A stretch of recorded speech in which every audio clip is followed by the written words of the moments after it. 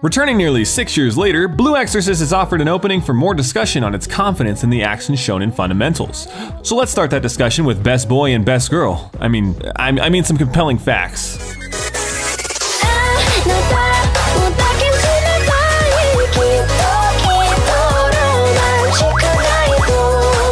The main inspiration the mangaka Kazuo Kato had when creating Blue Exorcist was actually from a Brothers Grimm fairy tale. But no, not any actual fairy tale, rather the Hollywood adaptation in 2005 with Matt Damon, which had little to do with the original Grimm brothers' work. Kato-sensei said most of the inspiration specifically came from their fight with the monsters, and she wanted to take the film's concept and give it a more serious tone. She also just thinks Matt Damon and Heath Ledger are cute.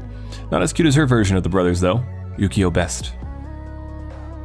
Kato-sensei took that inspiration and wrote an anthology of stories called Time Killers that was meant to test out people's interest in the different multiple story ideas she had had. One of those stories displays Blue Exorcist's original concept and shows what changes were made before Blue Exorcist started being officially published. Of the several short stories, the Miyama Ugisu Mansion incident was the prototype for Blue Exorcist. This prototype concept actually landed the Exorcist brothers duo in opposite positions. Rin was the gunslinger and Yukio was the Blue Exorcist. In fact, their personalities were even swapped.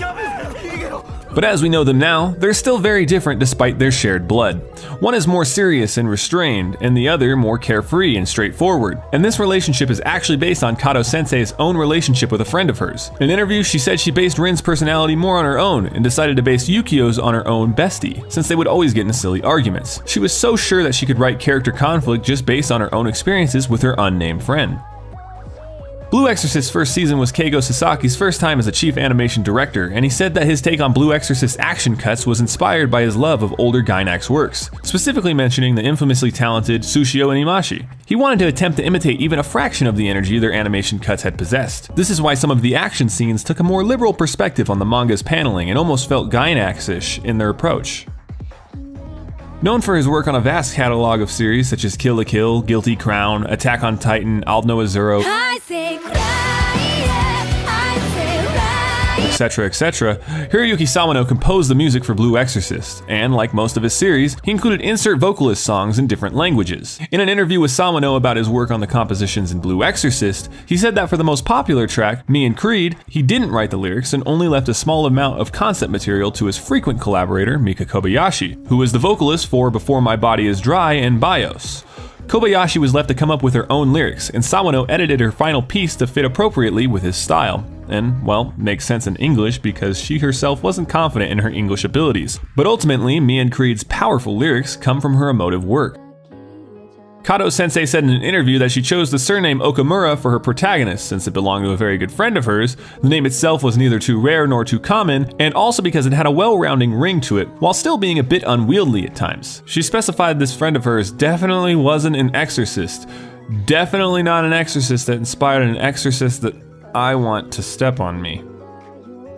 In the original anime, director Tensei Okamura stated that his take on Ren and Yukio's relationship was inspired by Kizudakure no Tenshi, a late-night Japanese TV drama that aired from 1974 to 1975, which was basically a story about wild youths rebelling against societal standards. He took a lot from that series when framing their relationship into the new medium.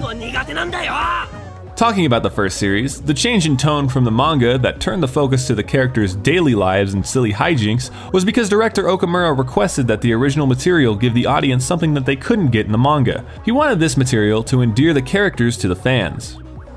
Studio Tulip was contracted to do the background art for the Impure King arc adaptation alongside the original background art studio that did the first season, because the series' new director, Koichi Hatsumi, was a fan of their work on Gatchaman Crowd's Insight. After attending the script meetings for the anime and discussing the overall direction of Blue Exorcist, Kato-sensei said that the writers, animators, and episode directors there influenced a lot of future arcs in the direction that she wanted to take the series. Their input even went as far to affect her idea of how she wanted to end the series. An ending that will probably never get animated, but hey, I'm just happy that I got to see Best Girl one more time. No, seriously, please step on me.